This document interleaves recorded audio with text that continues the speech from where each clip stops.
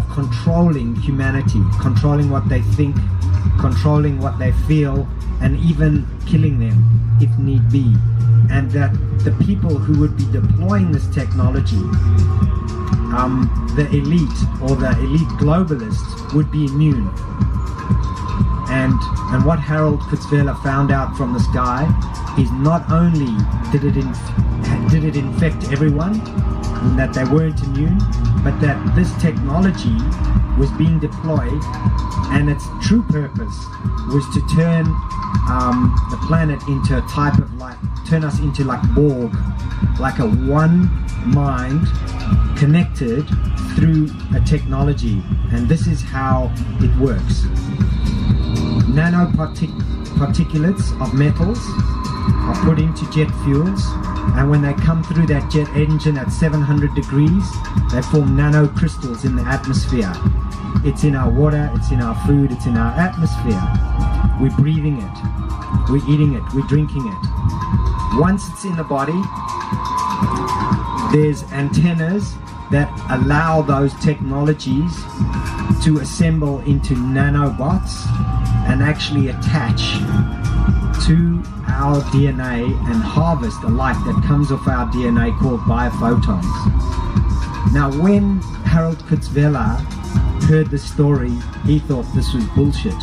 So he went into the US Patent Office and found patents for technology that actually does this, that literally attaches to our DNA and harvests light in the blue and red spectrum. So now we're entering into a type of conspiracy theory, paranoid sci-fi. Is this real or not?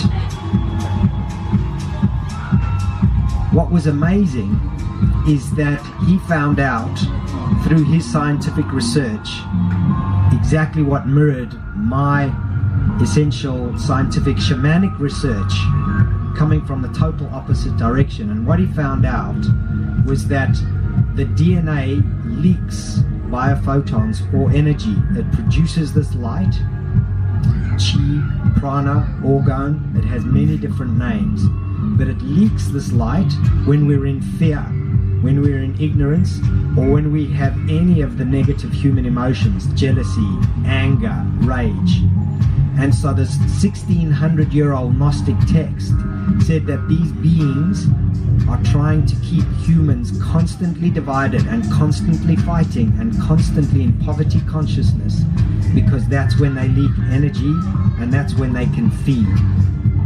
But the moment we enter a state of love, our DNA seals up and no longer leaks, which means our only defense against this attack is for us to cultivate love and compassion. How wild is that? So at the same time, I was researching through my work with the human microbiome and how microbes literally build our human bodies and build the body of the earth and build our plants, how they control the metabolic pathway of light entering our cosmos, which I'll get into later.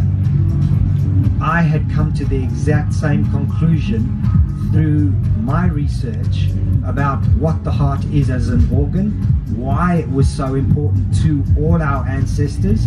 You know, when the Egyptians were preparing bodies for embalming, they would scramble and throw the brains out. They would have jars, urns for all the organs. The heart was the most important, but the brains meant almost nothing to them. So just to backtrack here. So now, what we're finding now is that artificial intelligence, and as most of you may have come across, people like Elon Musk talking about this idea that the chance that we're not in the living in the matrix or not in an augmented reality is 1 in a billion.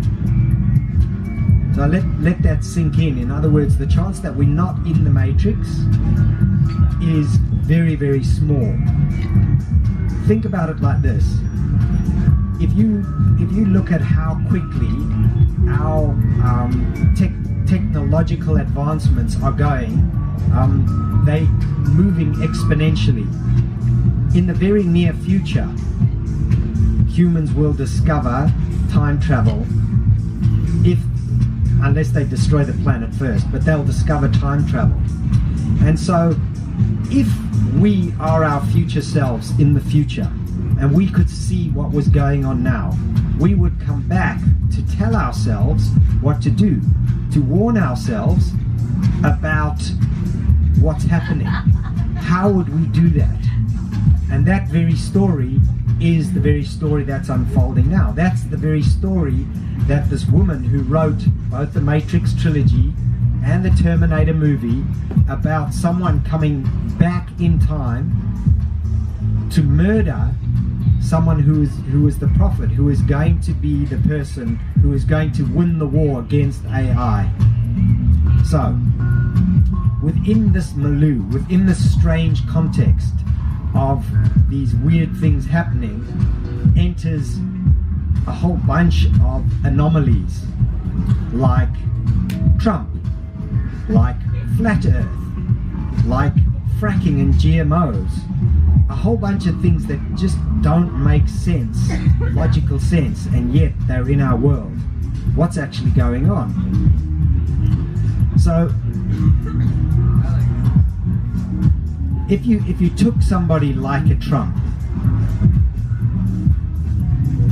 never in modern history has one man managed to galvanize so many people's energy and attention. Be it as it may, in the negative, there's a lot of attention on this guy. Now, what we're going to find out is that attention, and compassionate attention, is probably the most precious resource on the planet. Human attention has been used for thousands and thousands of generations, and possibly from the beginning of time, to create worlds and dimensions. Whoever hacks or controls human attention controls where that energy goes and can usurp that energy, just like Monsters Inc., to build their own worlds. And so right now we at the most critical time in this dreaming, because as this yuga closes, as this dream time ends, each one of us is crucial in playing this role. And each one of us has been that frog sitting in the water as it got hotter and hotter. And if Bernie Sanders or Hillary Clinton would have been elected, we would still be sitting as the water got hotter and we would get boiled. It's the Trumps, and it's so obvious. Look, it's the Trump card. The Trump comes along and turns up the gas so much that that frog goes, shit, the water's boiling, and jumps out. This is our best last shot at awakening for this re-evolution. So,